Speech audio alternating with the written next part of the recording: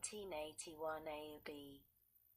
3. Attorney's fees. In any civil action under this subsection, the court may allow the prevailing party a reasonable attorney's fee, including expert fees, and other reasonable costs associated with maintaining the action. 4. Punitive damages. In awarding punitive damages under paragraph A2e, the court shall consider a. The gravity of the unfair labor practice, b. The impact of the unfair labor practice on the charging party, on other persons seeking to exercise rights guaranteed by this Act, and on the public interest, and c. The gross income of the employer. 2. Conforming amendments. Section 10(b) of the National Labor Relations Act, 29 U.C. 160(b) is amended by striking 6 months, and inserting 180 days, and b by striking the 6-month period, and inserting the 180-day period. J. Limitations. Section 13 of the National Labor Relations Act, 29 U.C. 163, is amended by striking the period at the end and inserting the following, provided that the duration, scope, frequency, or intermittence of any strike or strikes shall not render such strike or strikes unprotected or prohibited. K. Fair share agreements permitted. Section 14(b) of the National Labor Relations Act, 29 U.C.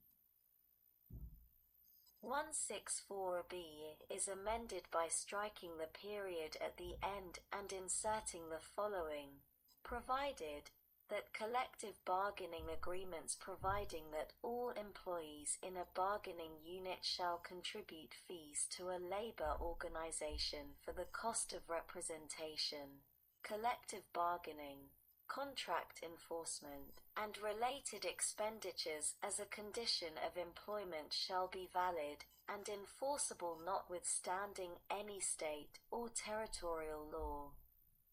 Sec. 3. Conforming amendments to the Labor Management Relations Act, 1947.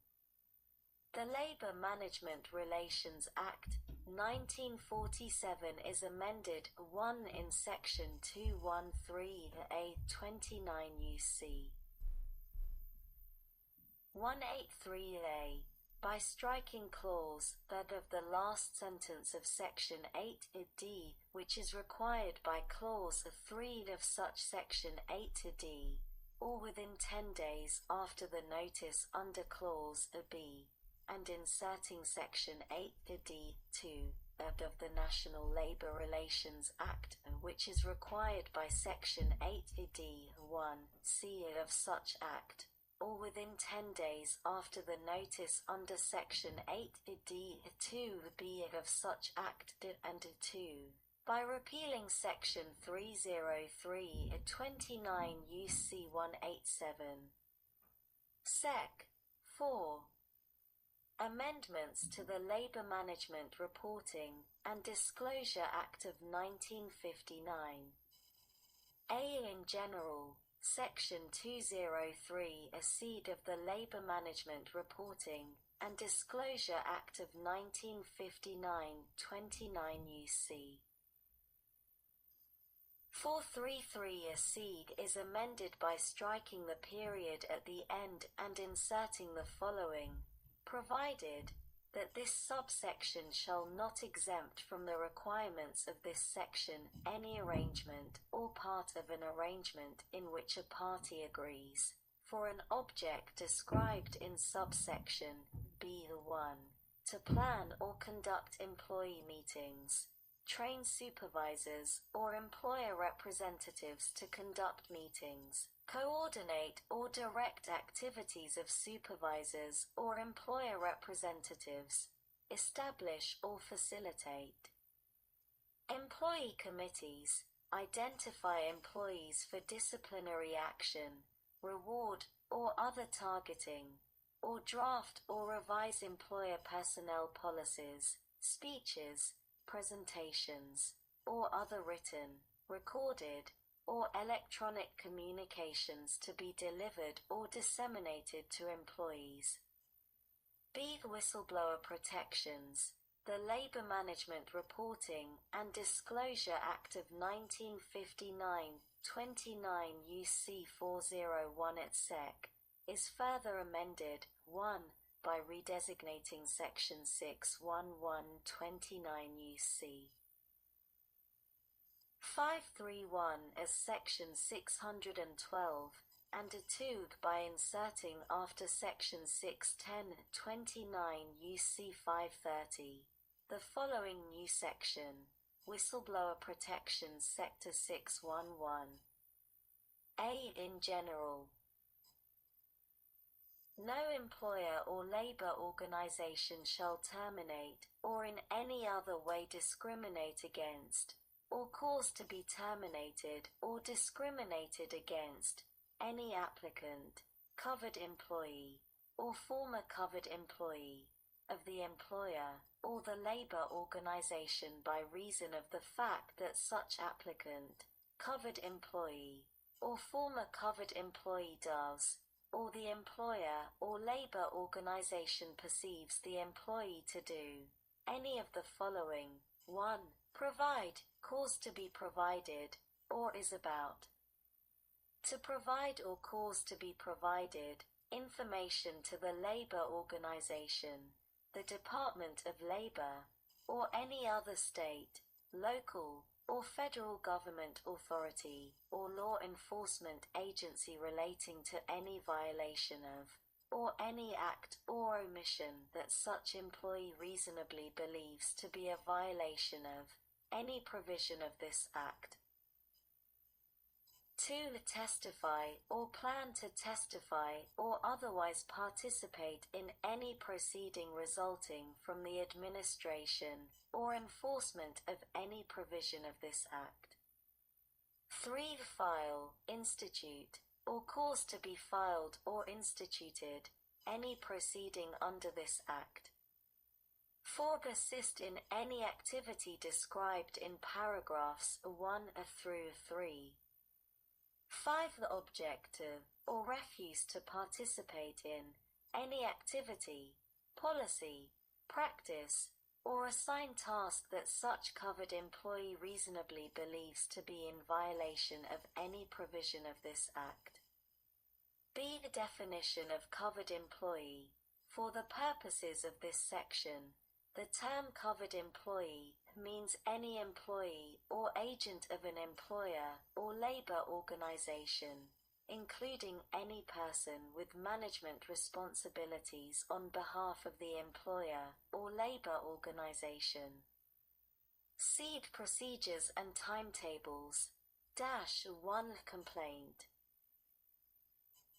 of, in general, an applicant, covered employee, or former covered employee who believes that he or she has been terminated or in any other way discriminated against by any person in violation of subsection, may file, or have any person file on his or her behalf a complaint with the Secretary of Labor alleging such violation. Such a complaint must be filed not later than either I 180 days after the date on which such alleged violation occurs, or 2 180 days after the date upon which the employee knows or should reasonably have known that such alleged violation in subsection occurred. B. The actions of Secretary of Labor.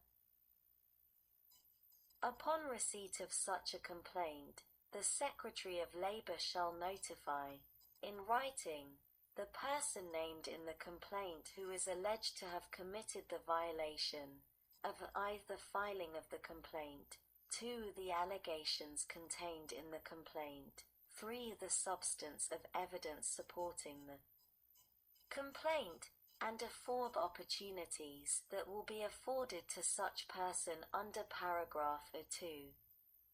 2. Investigation by Secretary of Labour -O in general. Not later than 60 days after the date of receipt of a complaint filed under paragraph 1, and after affording the complainant, and the person named in the complaint who is alleged to have committed the violation, that is the basis for the complaint, an opportunity to submit to the Secretary of Labour a written response to the complaint, and an opportunity to meet with a representative of the Secretary of Labour to present statements from witnesses. The Secretary of Labour shall initiate an investigation and determine whether there is reasonable cause to believe that the complaint has merit, and to notify the complainant and the person alleged to have committed the violation of subsection A in writing of such determination. B. Grounds for determination of complaints. The Secretary of Labour shall dismiss a complaint filed under this subsection, and shall not conduct an investigation otherwise required under paragraph 2, unless the complainant makes a prima facie showing that any behavior described in paragraphs 1 through 5 of subsection was a contributing factor in the unfavorable personnel action alleged in the complaint. 3. The burdens of proof criteria for determination. In making a determination or adjudicating a complaint pursuant to this subsection, the Secretary, an administrative law judge or a court may determine that a violation of subsection has occurred only if the complainant demonstrates that any conduct described in subsection A with respect to the complainant was a contributing factor in the adverse action alleged in the complaint. B. Prohibition. Notwithstanding subparagraph a decision or order that is favorable to the complainant shall not be issued in any administrative or judicial action pursuant to this subsection if the respondent demonstrates by clear and convincing evidence that the respondent would have taken the same adverse action in the absence of such conduct. See the notice of relief available. If the Secretary of Labour concludes that there is reasonable cause to believe that a violation of subsection has occurred, the Secretary of Labour shall, together with the notice under subparagraph 2, issue a preliminary order providing the relief prescribed by paragraph 4b. D. A request for hearing, not later than 30 days after the date of receipt of notification of a determination of the Secretary of Labour under this paragraph, either the person alleged to have committed the violation or the complainant may file